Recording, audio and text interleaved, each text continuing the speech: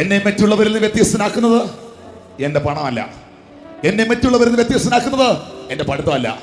എന്നെ മറ്റുള്ളവരിൽ നിന്ന് വ്യത്യസ്തനാക്കുന്നത് എന്റെ ദൈവത്തോടുള്ള ബന്ധം, എന്റെ കർത്താവിനോടുള്ള ബന്ധം. എന്റെ ജീവിതത്തിന്റെ ടേണിംഗ് പോയിന്റ് എനിക്ക് ദുബായ് പോകാൻ പറ്റിയതല്ല. എന്റെ ജീവിതത്തിന്റെ ടേണിംഗ് പോയിന്റ് എനിക്ക് അമേരിക്കൻ വിസ കിട്ടിയതല്ല. എന്റെ ജീവിതത്തിന്റെ ടേണിംഗ് പോയിന്റ് വേങ്ങൂരോ ചെറുവക്കലോ ഒരു വീട് വെക്കാൻ പറ്റിയതല്ല. എന്റെ ജീവിതത്തിന്റെ ടേണിംഗ് പോയിന്റ് എന്റെ യേശുവിനെ ഞാൻ കണ്ടെത്തിയതാ എന്ന ഉറപ്പുള്ള ദൈവമക്കൾ ഇന്ന് രാത്രി കരങ്ങളടിച്ച് ദൈവത്തിന് നന്ദി പറയാമോ? എന്റെ ലൈഫിന്റെ ടേണിംഗ് പോയിന്റ് എന്റെ യേശുവിനെ ഞാൻ കണ്ടെത്തിയതാ, എന്റെ രക്ഷകനെ ഞാൻ കണ്ടെത്തിയതാ. അതെ, നഷ്ടപ്പെട്ട മാനവകുലത്തിന്റെ ഭാവി തിരിച്ചു തരാൻ യേശുവിന് കഴിയും. ഞാൻ ഈ മെസ്സേജ് പറയുമ്പോൾ കർത്താവിന്റെ ദാസൻ പാസ്റ്റർ ജോൺസൺ ഡാനിയൽ ഞാൻ വളരെ ബഹുമാനിക്കുന്ന ദൈവദാസനാണ്. ഉള്ളത്തിലൊന്നും വയ്ക്കാതെ എല്ലാ കാര്യം തുറന്ന് സംസാരിക്കുന്ന മനുഷ്യനാണ്. Price the Lord. അങ്ങനെയുള്ളവരെ ദൈവം അനുഗ്രഹിക്കട്ടെ. കാരണം നിഷ്കളങ്ക മാർഗത്തിൽ നടക്കുന്നവൻ എനിക്ക് ശുശ്രൂഷ ചെയ്യുന്ന അകത്തൊന്ന് വെച്ച് ചിരിക്കേണ്ട കാര്യമില്ലല്ലോ. Hallelujah, hallelujah. ഞാൻ നിങ്ങളോട് സ്നേഹത്തോടെ പറയുന്ന സഹോദരങ്ങളെ, ഇന്നേക്ക് ഒരു 4 മാസം മുമ്പ് ശുശ്രൂഷയിൽ നല്ല തിരക്കിട്ടോടുന്ന സമയം, എൻ്റെ 17ാമത്തെ വയസ്സിലാണ് ഞാൻ വിശ്വാസത്തിലേക്ക് വന്നത്. യാഥാസ്ഥിതികമായ ഒരു സാമുദായിക കുടുംബത്തിൽ നിന്നും. എൻ്റെ അമ്മ ഇന്ന് ഈ മീറ്റിങ്ങിലുണ്ട്, എൻ്റെ മമ്മി ഈ മീറ്റിങ്ങിന് വന്നിട്ടുണ്ട്. Price the Lord. ഞാൻ I will do pastor. I will do. എൻ്റെ 17ാമത്തെ വയസ്സിൽ 16ാമത്തെ വയസ്സിൽ +2 വിദ്യാഭ്യാസത്തോടൊപ്പം ഈ ലോകത്തിന്റെ കാര്യങ്ങളൊക്കെ ഞാൻ ഓടുമ്പോൾ, ഞാൻ പഠിക്കാനായി എഴുന്നേൽക്കുന്ന സമയത്ത് രാവിലെ വെളുപ്പിനെ 3:30 മണിക്കും 4 മണിക്കും ഒക്കെ എക്സാം എടുക്കുന്ന സമയത്ത് പഠിക്കാൻ എഴുന്നേൽക്കും. എൻ്റെ അപ്പൻ്റെയും അമ്മയുടെയും ബെഡ്റൂമിൽ, എൻ്റെ അമ്മയുടെ ബെഡ്റൂമിൽ എൻ്റെ അമ്മയുടെ കരച്ചിൽ, പ്രാർത്ഥനയുടെ ശബ്ദം എനിക്ക് കേൾക്കാം. ഞാനൊന്നൊരു മർത്തമക്കാരനാണ്. പള്ളിയിൽ പോകുന്ന, പുസ്തകമെടുത്ത് ഞായറാഴ്ച പള്ളിയിൽ പോകുന്നൊരു സാധാ വിശ്വാസി. ഞാൻ ചിന്തിച്ചിട്ടുണ്ട്, എൻ്റെ അമ്മ എന്തിനാണ് ഈ കരയുന്നത്? ഞാൻ രാവിലെ 4-നും 3:30 എഴുന്നേറ്റത് പഠിക്കാൻ വേണ്ടിയാ. പക്ഷെ അമ്മ രാവിലെ 3:30 എഴുന്നേറ്റ് കരയുന്ന കാര്യം എന്നാ? അമ്മയ്ക്ക് കിടന്ന് ഉറങ്ങിക്കൂടെ? പക്ഷെ ഞാൻ പറയട്ടെ, എൻ്റെ മാതാപിതാക്കൾ, എൻ്റെ കുടുംബം ഞങ്ങളുടെ യൗവന പ്രായത്തിൽ ഞങ്ങൾക്ക് തന്നത് ഐഫോണും ലാപ്ടോപ്പും യമഹയുടെ ബൈക്കും അല്ല. ഞങ്ങൾക്ക് തന്നത് യേശുവിനെയാ. യേശുവിനെ. എനിക്ക് 2 ജ്യേഷ്ഠന്മാരുണ്ട്. അവർ 2 പേരും ഇന്ന് കർത്താവിന്റെ വേലയിലാണ്. എന്നേക്കാൾ 10 വയസ്സിന് മൂത്ത എൻ്റെ ജ്യേഷ്ഠനെ ഞാനാണ് സ്നാനപ്പെടുത്തിയത്.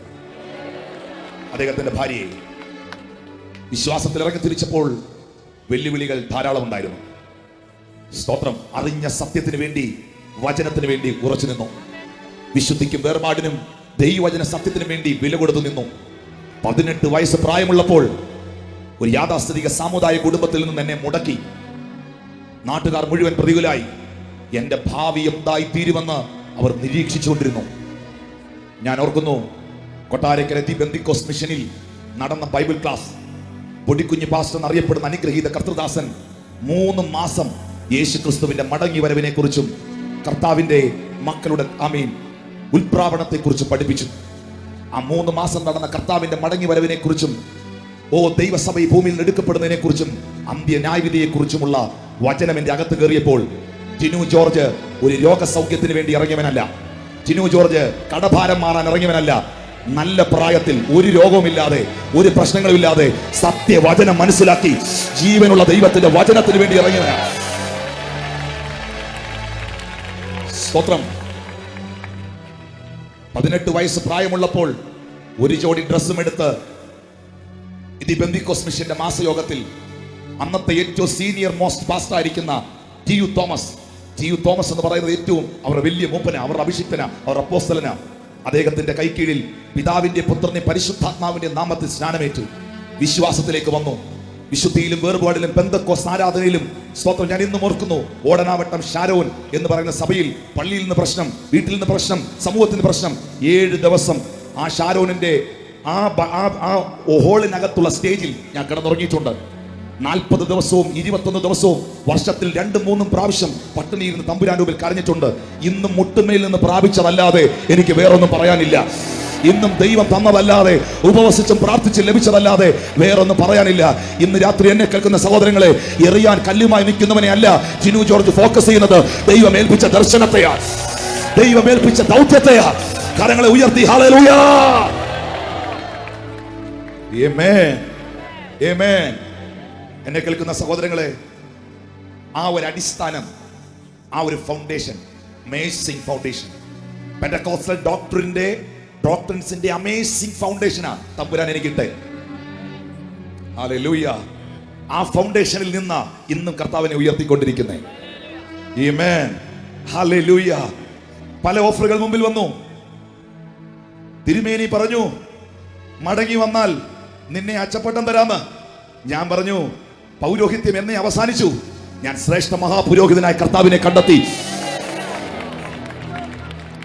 ഞാൻ രാജകീയ പുരോഹിതമായി.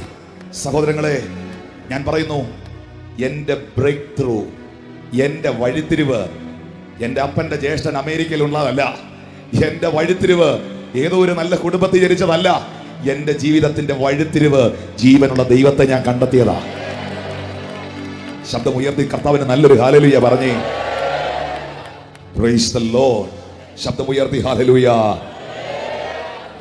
മാന്യ സഹോദരങ്ങളെ, അവൻ ഭാവി നഷ്ടപ്പെട്ടവനായിരുന്നു. രണ്ട്, നിങ്ങൾ കേൾക്കണം ഈ മെസ്സേജിനെ കുറിച്ച്. അങ്ങനെ 4 മാസം മുമ്പ് ദൈവസന്നിധി ഉപവസിക്കാൻ പ്രാർത്ഥിക്കാൻ എനിക്കൊരു നിയോഗം കിട്ടി. അപ്പൊ എനിക്ക് ഒരുപാട് മീറ്റിങ്ങുകൾ എൻ്റെ മുൻപിലുണ്ട്. കർത്താവിനോട് പറഞ്ഞു, നീ കുറച്ച് ദിവസം മാറിയിരിക്കണം. എനിക്കറിയാം ദൈവസന്നിധിയിൽ ദൈവം അങ്ങനെ ഇടപെടുന്ന നാളുകളിൽ ദൈവത്തിന് എന്നോട് സംസാരിക്കാനുണ്ട്. ഞാൻ ദൈവസന്നിധിയിൽ ഉപവസിക്കാൻ തുടങ്ങി. ഒരു നേരം പോലും ആഹാരം കഴിക്കാൻ. എന്നൊക്കെ 4 മാസം മുൻപ് ഈ മെസ്സേജ് ദൈവം സംസാരിച്ചത് എങ്ങനെയാണെന്ന് ഞാൻ പറഞ്ഞു വരുന്നത്. ഇന്ന് രാത്രി പ്രസംഗിക്കുന്ന സന്ദേശം. ഉപവസിക്കാൻ തുടങ്ങി, പ്രാർത്ഥിക്കാൻ തുടങ്ങി. ആ ഉപവാസം 17 ദിവസം നീണ്ടു നിന്നു. 17 ദിവസം. എന്നോടൊപ്പം കർത്താവിന്റെ വേല ചെയ്യുന്ന സഹോദരന്മാർ ഇവിടെയുണ്ട്, അവർക്കതറിയാം. ആ 17 ദിവസത്തെ എൻ്റെ ഉപവാസത്തിൽ ദൈവം എനിക്ക് തന്ന സന്ദേശ ഇന്ന് രാത്രി ഞാൻ പ്രസംഗിക്കുന്നത്. വിലയുള്ളതിന് വില കൽപ്പിക്കാൻ അറിയണം. ഇത് ഞാൻ യൂട്യൂബിൽ നിന്ന് പ്രാപിച്ചതല്ല, ഇത് ഞാൻ കർത്താവിൽ നിന്ന് പ്രാപിച്ചതാണ്. അതുകൊണ്ട് ഈ വചനത്തിനൊരു പ്രത്യേകതയുണ്ട്. അത് പലയിടത്തും പ്രസംഗിച്ചപ്പോൾ ഒരു അനുഭവം പറയണമല്ലോ. ഈ വചനം ഇന്ന് രാത്രിയിൽ വിശ്വസിച്ചേറ്റെടുത്താൽ ഞാൻ എന്താണോ പ്രീച്ച് ചെയ്യുന്നത് അത് ദൈവം നിന്റെ മേൽ പ്രൂവ് ചെയ്യും.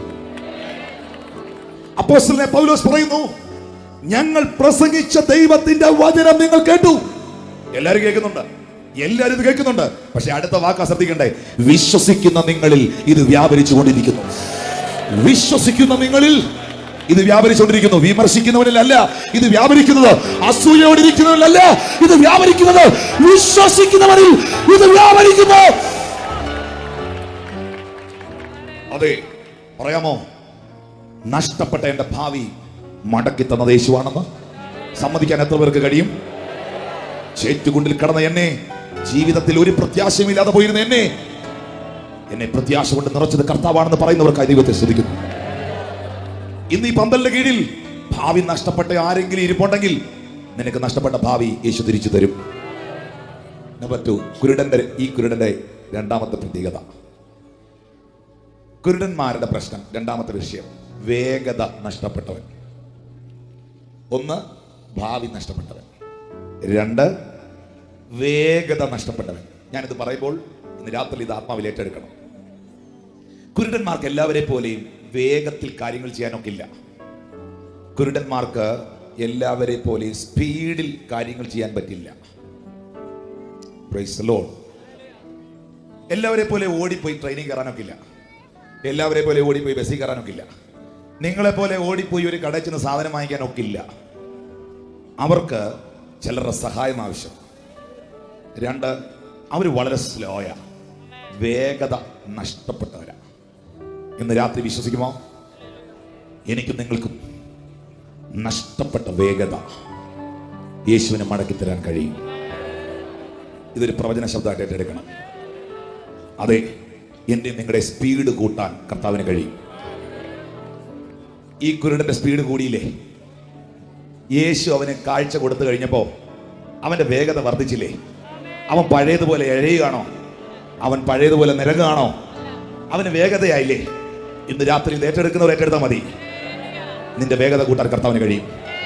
ചില കാര്യങ്ങൾ ഇഴയുന്ന, സ്ലോയിൽ പോകുന്ന, മന്ദഗതിയിൽ ഇഴഞ്ഞുകൊണ്ടിരിക്കുന്ന ചില വിഷയങ്ങളിൽ വേഗത്തിൽ ഒരു വിടുതൽ നടക്കാൻ പോവാ.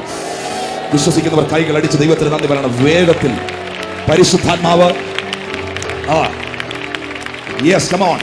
പരിശുദ്ധാത്മാവ് ഇന്ന് രാത്രി നിന്റെ വേഗത വർദ്ധിപ്പിക്കും. ഇന്ന് രാത്രി നിന്റെ വേഗത വർദ്ധിപ്പിക്കും. ഏറ്റെടുക്കുന്ന ദൈവമക്കൾ ഇന്ന് രാത്രി ദൈവത്തെ സ്തുതിച്ചേ. ദൈവത്തിന് നിങ്ങളുടെ വേഗത വർദ്ധിപ്പിക്കാൻ കഴിയും. പരിശുദ്ധാത്മാവിന് നിങ്ങളുടെ വേഗത വർദ്ധിപ്പിക്കാൻ കഴിയും. ജീവിതത്തിൽ ഇഴയുന്ന, സ്ലോയിൽ പോയിക്കൊണ്ടിരിക്കുന്ന എന്തെല്ലാം അവസരം ശുശ്രൂഷയായിരിക്കാം, എല്ലാത്തിനകത്തും സ്ലോയിൽ വളരെ ഇഴഞ്ഞു പോകുന്ന അവസ്ഥയാണോ? ദൈവാത്മ പറയുന്നു, കർത്താവിന് നിന്റെ വേഗത കൂട്ടാൻ കഴിയും. എത്ര തെളിവുകളാ ബൈബിളിൽ. അഹരോന്റെ വടി ഒറ്റ രാത്രി കൊണ്ട് തളിർത്തു. സാധാരണ നിലയിൽ നോക്കിയേ, സാധാരണ നിലയിൽ ഒരു ബദാം വൃക്ഷം കായ്ക്കണമെങ്കിൽ USA കാലിഫോർണിയയിൽ ചെന്നപ്പോൾ ആൽമണ്ട് ട്രീസ് ഉണ്ട്, ആൽമണ്ട് ട്രീസ്, ബദാം വൃക്ഷങ്ങൾ. ഞാൻ അവിടെ നിന്ന് ഒരു വിദേശിയോട് ചോദിച്ചു, സാർ എത്ര വർഷമെടുക്കും ഈ ബദാമിൽ ബദാം ഉണ്ടാകാൻ? അദ്ദേഹം പറഞ്ഞു, ഇത് ബദാം ആകാൻ 4 to 5 years, 4 മുതൽ 5 വർഷം വരെ എടുക്കും ഇതിൽ ബദാം ഉണ്ടാകാൻ. ഈ 5 കൊല്ലം കൊണ്ട് നടക്കേണ്ട പ്രോസസ് അല്ലേ ഒറ്റ രാത്രി കൊണ്ട് തമ്പുരാൻ ചെയ്തേ? ഈ 5 കൊല്ലം കൊണ്ട് നടക്കേണ്ട ഈ കേസ് അല്ലേ ഒറ്റ രാത്രി കൊണ്ട് ദൈവം ചെയ്തേ? വിശ്വസിക്കാമോ? 5 കൊല്ലം കൊണ്ട് നടക്കേണ്ട കാര്യത്തെ 5 മണിക്കൂറിനകത്ത് എനിക്ക് വേണ്ടി ചെയ്യാൻ ദൈവത്തിന് കഴിയുമെന്ന്. അത് വിശ്വസിക്കുന്നില്ല, സംഭവിക്കട്ടെ. ശബ്ദമുയർത്തി ഹല്ലേലൂയ. നെഹമ്യാവിന്റെ കാലത്ത് 5 കൊല്ലം കൊണ്ട് നടക്കേണ്ട മതിൽ പണി 52 ദിവസം കൊണ്ട് ദൈവം തീർത്തില്ലേ? വിശ്വസിക്കാമോ? 10 കൊല്ലം കഴിഞ്ഞല്ല, 20 കൊല്ലം കഴിഞ്ഞല്ല, ഇന്ന് രാത്രി ദൈവത്തിന് എന്നെ അനുഗ്രഹിക്കാൻ നോക്കും. ദൈവത്തിന് എന്നെ അനുഗ്രഹിക്കാൻ നോക്കും. അതിന് അമേരിക്ക പോകണമെന്നില്ല, അതിന് കുവൈറ്റിൽ പോകണമെന്നില്ല, അതിന് കൊല്ലം ജില്ലയിൽ നിന്നാൽ മതി, ദൈവത്തിന് അനുഗ്രഹിക്കാൻ നോക്കും. Price the Lord. നമ്മളായിട്ട് ദൈവത്തിന് വഴി പറഞ്ഞു കൊടുക്കാതിരുന്നാൽ മതി. സ്തോത്രം. അവിടെയാണ് നമ്മുടെ ഏറ്റവും വലിയ പ്രശ്നം. ദൈവത്തിന് നമ്മൾ ട്യൂഷൻ എടുക്കാൻ പോകരുത്. കർത്താവ് പറയുന്നത് നമ്മൾ കേൾക്കുക. അവൻ വേഗത്തിൽ നമുക്ക് വേണ്ടി. ദൈവമോ തന്നോട് നിലവിളിക്കുന്ന വൃദ്ധന്മാരുടെ കാര്യത്തിൽ ദീർഘക്ഷമയുള്ളവനാകയാൽ വേഗത്തിൽ അവൻ പ്രതിക്രിയ നടത്തി രക്ഷിക്കുകയില്ലയോ? ഞാനിത് പറഞ്ഞുകൊണ്ടിരിക്കുമ്പോൾ എനിക്കറിയാം നിന്റെ ജീവിതത്തിൽ ഇഴയ്ക്കുന്ന ചില വിഷയങ്ങളിൽ ഇന്ന് രാത്രി വിടുതൽ ഉണ്ടാകാൻ പോവുക. ചില ദൈവസഭകൾ വേഗത്തിൽ വളരാൻ പോവുക. ചില കുടുംബങ്ങളിൽ വേഗത്തിൽ ഒരു വിടുതൽ ദൈവം അയക്കാൻ പോവുക. തലമുറയുടെ വിഷയങ്ങൾ, ഇടയുന്ന വിഷയങ്ങളിൽ വേഗത്തിൽ ഒരു വിടുതൽ ദൈവം അയക്കാൻ പോവുക. ഏറ്റെടുക്കുന്നവർക്കായി ഞാൻ ദൈവത്തെ സ്തുതിക്കുന്നു. നിന്റെ ആത്മീയ ശുശ്രൂഷയുടെ വിഷയത്തിൽ, ചില വിവാഹ വിഷയത്തിൽ, ചില കുടുംബ വിഷയത്തിൽ,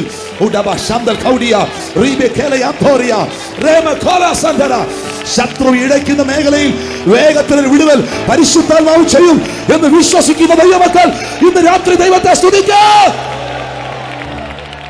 അതെ, വേഗത്തിൽ പ്രതിക്രിയ നടത്തി രക്ഷിപ്പാൻ അവന് കഴിയും.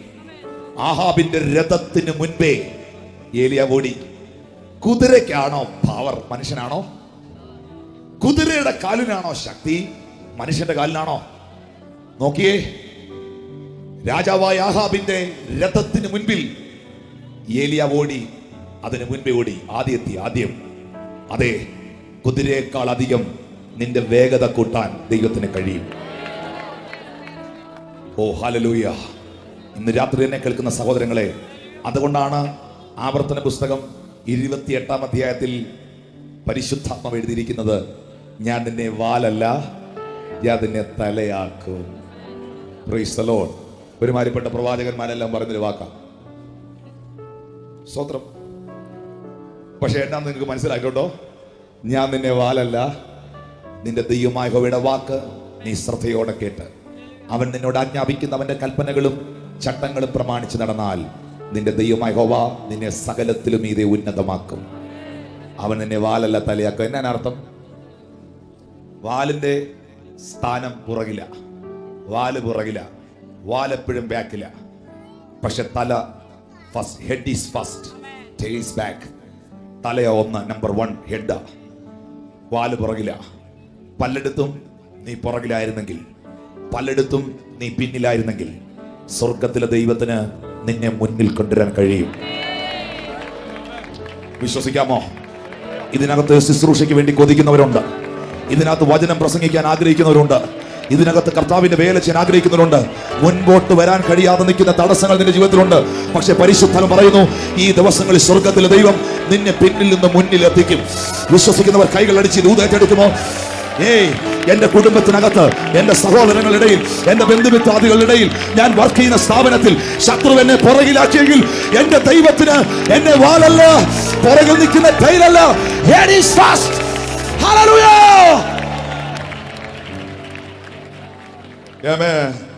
വാലിന്റെ പ്രത്യേകത, വാലെപ്പോഴും എഴയുന്നതാ, വാലെപ്പോഴും പുറകെ കിടന്ന് എഴയുന്നതാ. സ്തോത്രം. തലയുടെ പ്രത്യേകത സഡൻ ആക്ഷനാ.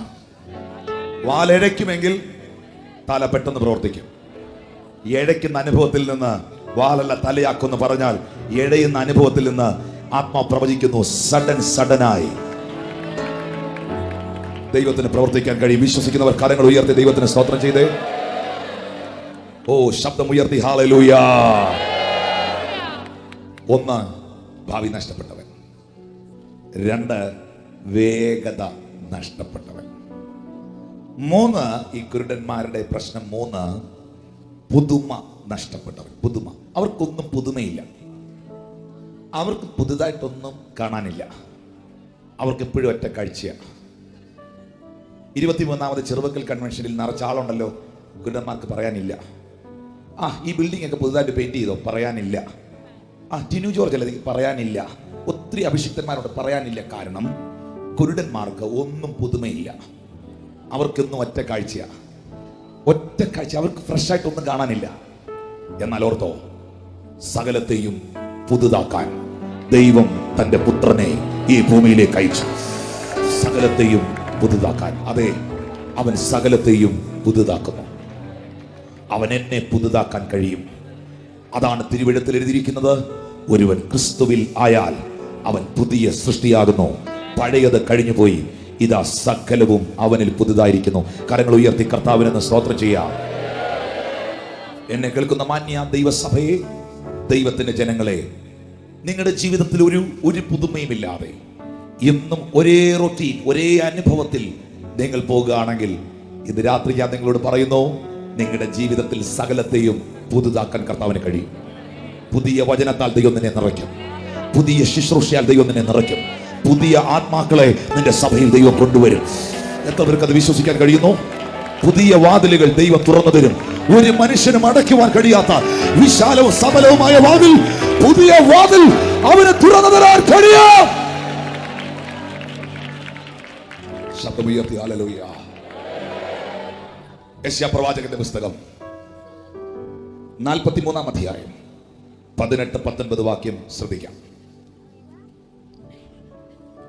യെശയ്യാ 43:18-19. മുൻപുള്ളവയെ നിങ്ങൾ ഓർക്കേണ്ട, പണ്ടുള്ളവയെ നിരൂപിക്കുകയും വേണ്ട.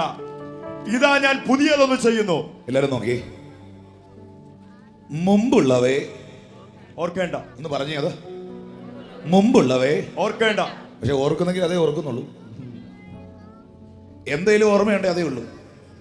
ഇന്നും 2003 കാര്യം പറഞ്ഞാൽ വീട്ടിൽ അടിയുണ്ടാക്കുന്നത്. കൈപോക്കണ്ട, പ്രാർത്ഥിച്ചാൽ മതി. Price the Lord. 2012 കാര്യം പറഞ്ഞാൽ ഇന്നും പിള്ളേരുടെ വഴക്കുണ്ടാക്കുന്നത്. എന്തേലും ഓർത്തിരിക്കുന്നെങ്കിൽ പഴയ കാര്യങ്ങളേ ഓർമ്മയിലുള്ളൂ. Praise the Lord. കല്യാണം കഴിച്ച നാളിലുള്ള കാര്യം പറഞ്ഞ് മക്കളും കൊച്ചുമക്കളും ആയൊരു പ്രശ്നം ഉണ്ടാക്കുന്നു. ഓർത്തേ, മുൻപുള്ളവയെ നിങ്ങൾ ഓർക്കണ്ട. പണ്ടത്തെ കാര്യമൊന്നും ഓർത്ത് ആകുലപ്പെടണ്ട. എന്താ അതിന്റെ കാരണം? ഇതാ ഞാൻ പുതിയതൊന്ന് ചെയ്യുന്നു. ഇതാ ഞാൻ പുതിയതൊന്ന് ചെയ്യുന്നു. 23ാമത് ചെറുവക്കൽ കൺവെൻഷനിൽ പരിശുദ്ധാത്മാവ് നിങ്ങളോട് വിളിച്ചു പറയുന്നു, നിന്റെ ജീവിതത്തിൽ പുതിയതൊന്ന് ചെയ്യാൻ പുത്രന് മാത്രമേ കഴിയത്തുള്ളൂ. നിന്റെ ജീവിതത്തിൽ പുതിയതൊന്ന് ചെയ്യാൻ പുത്രന് മാത്രമേ കഴിയത്തുള്ളൂ. വിശ്വസിക്കുന്നവർ രാത്രി കരങ്ങൾ അടിച്ച ദൂത് ഏറ്റെടുത്തേ. എന്റെ ജീവിതത്തിൽ പുതിയതൊന്ന് ചെയ്യാൻ, receive it back in the name of Jesus. is going to do the new things. പുതിയതൊന്ന് ചെയ്യും. അടുത്ത വാക്ക് നിങ്ങൾ കണ്ടോ?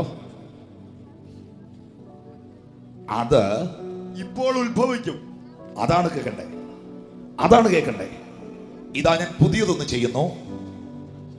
ചില ആൾക്കാർ ദൂത് പറയുന്നത് പോലെ വരുന്ന നാളുകളിലല്ല. മകനെ, വരുന്ന നാളുകളിൽ നിന്നെ ഞാൻ അനുഗ്രഹിക്കും. അല്ല, അതല്ല. Price the Lord. 2016 നിനക്ക് വിടുതലിന്റെ വർഷം. അതല്ല, വിടുതലിന്റെ വർഷം ആയിക്കോട്ടെ. പക്ഷെ കർത്താവ് ഇവിടെ പറഞ്ഞു കേട്ടോ, ഇതാ ഞാൻ പുതിയൊന്ന് ചെയ്യാൻ പോവാ. രാമീനും കേട്ടില്ലല്ലോ ഈ പന്തലിനകത്ത്.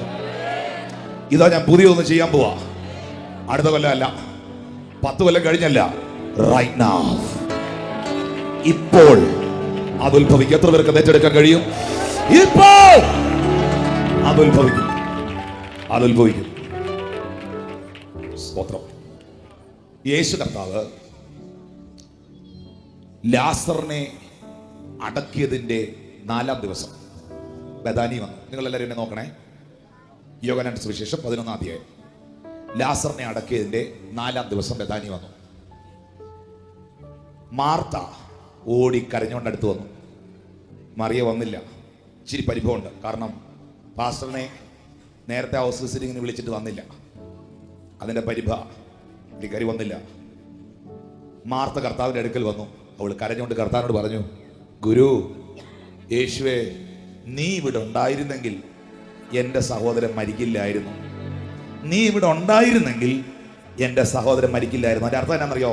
നീ ഒരു 4 ദിവസം മുമ്പെങ്കിലും വന്നായിരുന്നെങ്കിൽ എൻ്റെ ഈ സഹോദരൻ രക്ഷപ്പെട്ടനെ. ഇപ്പോഴും നീ ദൈവത്തോട് എന്തെങ്കിലും അപേക്ഷിച്ചാൽ അത് നിനക്ക് ദൈവം തരുമെന്ന് എനിക്കറിയാം. അവളോ അവൻ്റെ പുനരുത്ഥാനത്തെക്കുറിച്ച്, അത്രേ വരുവാനുള്ള പുനരുത്ഥാനത്തെക്കുറിച്ചാണ് പറഞ്ഞ്. ഒന്ന് ശ്രദ്ധിച്ചോണേ. 2 കാര്യങ്ങളാണ് മാർത്ത പറഞ്ഞ്. ഇന്നലകളിൽ നീ ഉണ്ടായിരുന്നെങ്കിൽ എൻ്റെ സഹോദരൻ മരിക്കില്ലായിരുന്നു. കാരണം ഇന്നലകളിൽ നിനക്ക് അത്ഭുതം ചെയ്യാൻ കഴിയുമായിരുന്നു. സാരമില്ല, എനിക്ക് വിഷമമില്ല. നാളുകളിൽ, വരുന്ന നാളുകളിൽ എൻ്റെ സഹോദരൻ ഉയർക്കും. ഞാനത് വിശ്വസിക്കാം. എന്താ അവള് പറഞ്ഞേ? ഇന്നലകളിൽ നീ അത്ഭുതം ചെയ്യുന്നവനായിരുന്നു. സാരില്ല, എനിക്ക് വിഷമമില്ല, ഞാൻ സന്തോഷിക്കുന്നു.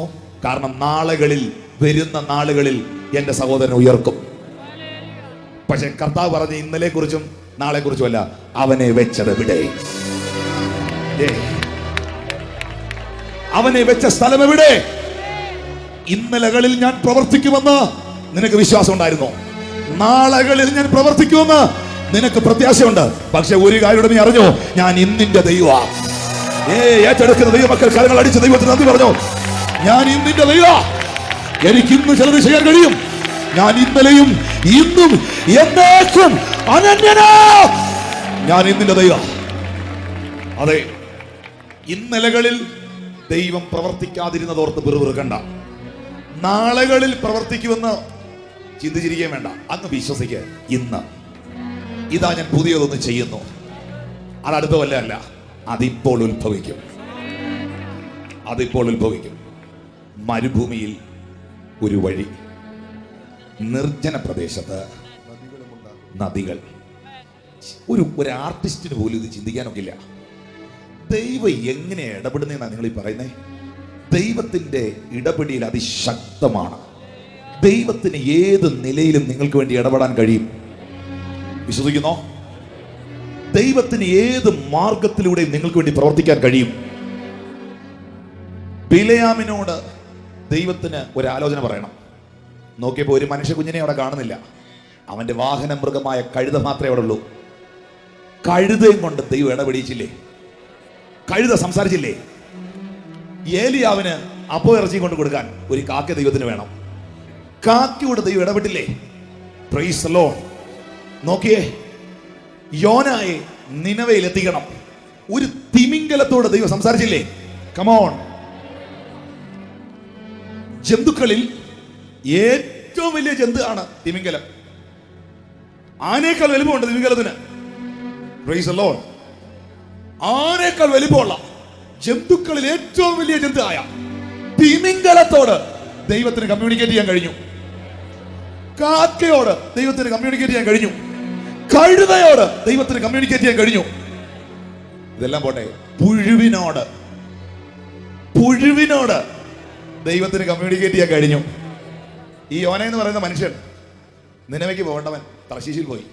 നിനവയിൽ എത്തിക്കാൻ വേണ്ടി ദൈവം തിമിംഗലത്തോട് ഇടപെട്ടു. തിമിംഗലം അവനെ വിഴുങ്ങി, അവനെ അവിടെ കൊണ്ട് ഛർദ്ദിച്ചിട്ടു. എന്നിട്ട് ഈ പുള്ളിക്കാരൻ പോന്നോ? അവൻ നോക്കിയപ്പോൾ അവിടെ ഒരു തണൽ മരം കണ്ടു. ചില വിശ്വാസികൾക്ക് സഭയിൽ പെർമനന്റ് ആയിട്ടൊരു ചെയറുണ്ടല്ലോ, പ്രൈസ് ദി ലോർഡ്, അവരവിടെ ഇരിക്കുള്ളൂ. അതുപോലെ യോന ഈ തണൽ മരത്തിന്റെ ചുവട്ടിലിരുന്നു, കാറ്റും കൊണ്ട്. നല്ലൊരു കംഫർട്ട് സോണായിരുന്നു അവന്, നല്ലൊരു കംഫർട്ട് സോൺ. കാറ്റൊക്കെ കൊണ്ട് കുഴപ്പമൊന്നുമില്ല, നല്ല കാറ്റുണ്ട്, കടൽ കാറ്റടിക്കുകയല്ലേ. ദൈവം തമ്പുരാൻ ഇവനെ ഈ കംഫർട്ട് സോണിൽ നിന്ന് ഇളക്കണം, ഇവനെ ഇവിടുന്ന് പൊളിക്കണം. തമ്പുരാൻ നോക്കിയപ്പോൾ ആവണക്കിന് അതൊരു കൊച്ചു പുഴു ഇരിക്കുന്നുണ്ട്. ദൈവം ആ പുഴുവിനോട് ഇടപെട്ടിട്ട് പറഞ്ഞത് മൊത്തം കുത്തി ഉണക്കി കളഞ്ഞേക്കാൻ പറഞ്ഞു. Price the Lord. ആവണക്ക് പുഴു കുത്തി ഉണക്കി ദൂരെ കളഞ്ഞു. വലിയ തിമിംഗലം മുതൽ കൊച്ചു പുഴുവിനോട് വരെ ദൈവത്തിന് ഇടപെടാൻ പറ്റുമെങ്കിൽ നിന്റെ വിഷയത്തിൽ ദൈവത്തിന് ഇടപെടാൻ പറ്റില്ലേ? എത്ര പേർക്ക് അത് വിശ്വസിക്കാൻ കഴിയുന്നു? ഹല്ലേലൂയ. ശബ്ദമുയർത്തി ഹല്ലേലൂയ. സഹോദരങ്ങളെ, മരുഭൂമിയിൽ ഒരു വഴിയും നിർജ്ജന പ്രദേശത്ത് നദികളും. ഒരു ആർട്ടിസ്റ്റ് ഒരു പടം വരയ്ക്കുമ്പോൾ ഒരിക്കലും നിർജ്ജന പ്രദേശത്ത് നദി വരയ്ക്കില്ല.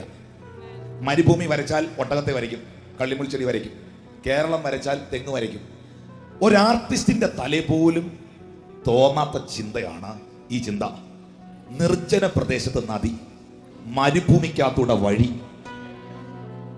ഈ മരുഭൂമിയിൽ പോകുന്ന സമയത്ത് പോയവർക്കറിയാം, ഡെസേർട്ട് സഫാരിക്ക് പോയവർക്കറിയാം, അതിനകത്ത് ഒരു പകുതി വരെ കഴിഞ്ഞാൽ നമുക്ക് പോകാൻ ഡേഞ്ചറസ് ആണ്. പിന്നെ ഒരു വഴി നമുക്ക് പിടികിട്ടുകയില്ല, അതിനകത്ത് പെട്ടു.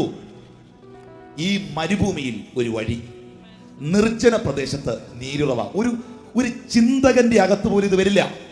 അങ്ങനെയാണെങ്കിൽ വിശ്വസിച്ചോ, ഒരു കണ്ണും കണ്ടിട്ടില്ലാത്ത, ഒരു ചെവിയും കേട്ടിട്ടില്ലാത്ത, ഒരു മനുഷ്യന്റെയും അകത്ത്, പടം വരയ്ക്കുന്നവന്റെ അകത്ത് പോലും തോന്നിയിട്ടില്ലാത്തതാ തമ്പുരാൻ നിനക്ക് വേണ്ടി ഒരുക്കിയിരിക്കുന്നത്. മനസ്സിലാക്കുന്നവർക്കായി ഞാൻ ദൈവത്തെ സ്തുതിക്കുന്നു.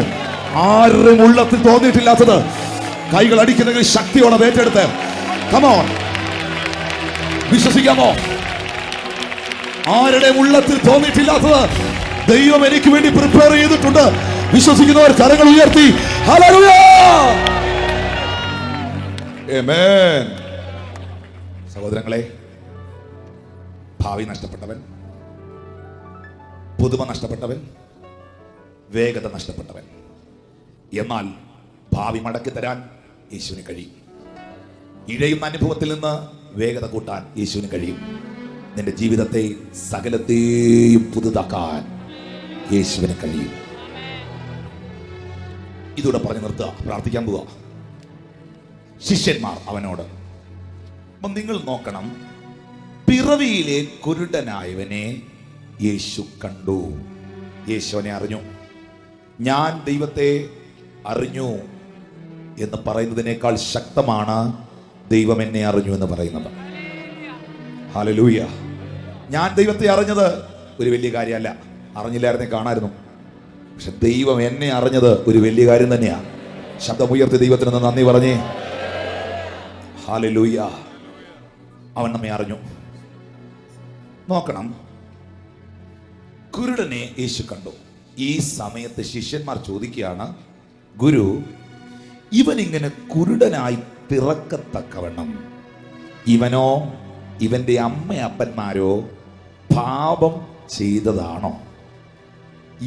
എന്തുകൊണ്ട് ഇവൻ കുരുടനായി? ശിഷ്യന്മാരോട് എന്നാ ചോദിച്ചേ? യേശുവേ, ഇവനോ ഇവന്റെ അമ്മയപ്പന്മാരോ പാപം ചെയ്തത് കൊണ്ടാണോ ഇവൻ കുരുടനായത്? Price the Lord. ചില ചോദ്യങ്ങൾക്ക് ചോദിച്ചു കഴിഞ്ഞാൽ കർത്താവായതുകൊണ്ട് അതിന് ഉത്തരം പറഞ്ഞു. ഈ ചോദ്യമായിട്ട് വരുന്ന പലരെയും നമ്മൾ സൂക്ഷിക്കേണ്ടത് ആവശ്യമാണ്. ചോദ്യം, ചിലരിങ്ങനെ യോഗമൊക്കെ കഴിയുമ്പോൾ ചോദ്യങ്ങളായിട്ട് വരും. ചില പാസ്റ്റർമാരോട് ഇങ്ങനെ ചോദ്യങ്ങളായിട്ട് വരും. ഈ ചോദ്യമായിട്ട് വരുന്നവരെ പ്രത്യേകം ശ്രദ്ധിച്ചോണം. ചോദിച്ചിനെ കണ്ടിട്ടുണ്ടോ? ഇങ്ങനൊരു കൊളുത്തും ആ കൊളുത്തിന്റെ താഴെ ഒരു കുത്തും. ഈ ചോദ്യമായിട്ട് വരുന്നവരെ പ്രത്യേകം ശ്രദ്ധിച്ചോണം. ഒന്ന് ഇവൻ കൊളുത്തും, അല്ലെ ഇവൻ കുത്തും. ഏതെങ്കിലും ഒന്ന് ചെയ്തേച്ച് ഇവൻ പോവുള്ളൂ. ശിഷ്യന്മാരുടെ ചോദ്യ, ഇവൻ ഇങ്ങനെ കുരുടനാകാൻ കാരണം എന്തുകൊണ്ട് ഇവൻ കുരുടനായി. പറഞ്ഞ് എന്തുകൊണ്ട് ഇവൻ കുരുടനായി? ഒന്ന് പറഞ്ഞ് എന്തുകൊണ്ട് ഇവൻ കുരുടനായി? അതാ ശിഷ്യന്മാർ ചോദിച്ചേ. പക്ഷെ യേശു പറഞ്ഞ മറുപടി എന്നാണെന്നറിയാമോ? ദൈവപ്രവൃത്തി ഇവങ്കൽ വെളിപ്പെടാനത്രേ. എന്തുകൊണ്ട് ഇവൻ കുരുടനായി എന്ന് ശിഷ്യന്മാർ ചോദിച്ചപ്പോൾ യേശു പറഞ്ഞ മറുപടി, എന്തിനു വേണ്ടി ഇവൻ കുരുടനായി. കമോൺ, നിങ്ങളുടെ അകത്ത് കയറിയാൽ നിങ്ങളുടെ പ്രതികരണം ഇതെല്ലാം എനിക്കറിയാം. എന്തിനു വേണ്ടി ഇവൻ കുരുടനായി? ഹല്ലേലൂയ. യേശു പറയുന്നു ദൈവപ്രവൃത്തി ഇവനിൽ വെളിപ്പെടാൻ. നിങ്ങൾ എന്നെ ശ്രദ്ധിക്കണം. നമ്മുടെ ലൈഫിൽ എന്തുകൊണ്ട് എന്നുള്ള പല ചോദ്യത്തിനും ഉത്തരയില്ല.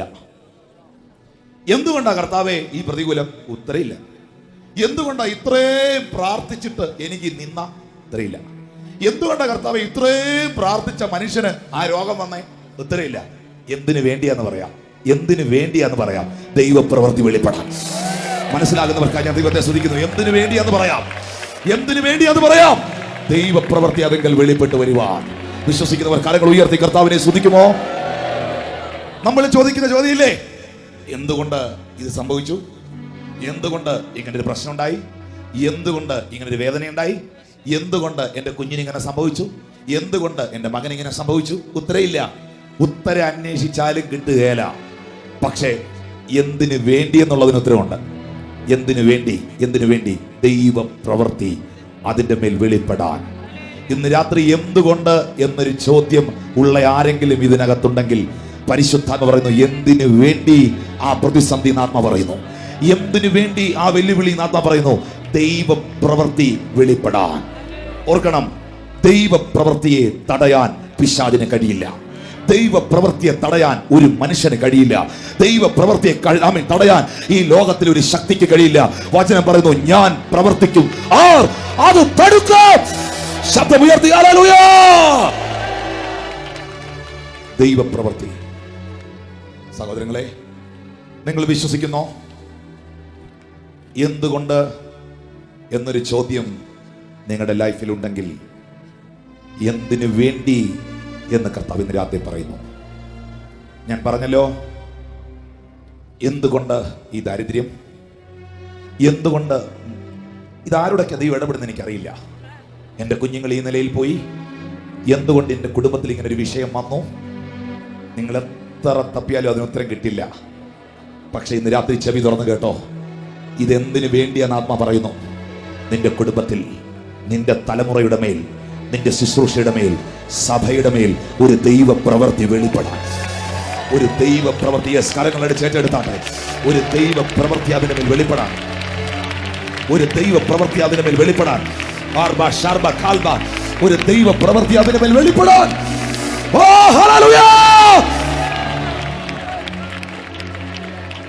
ഇന്ന് രാത്രി വിശ്വസിക്കുമോ?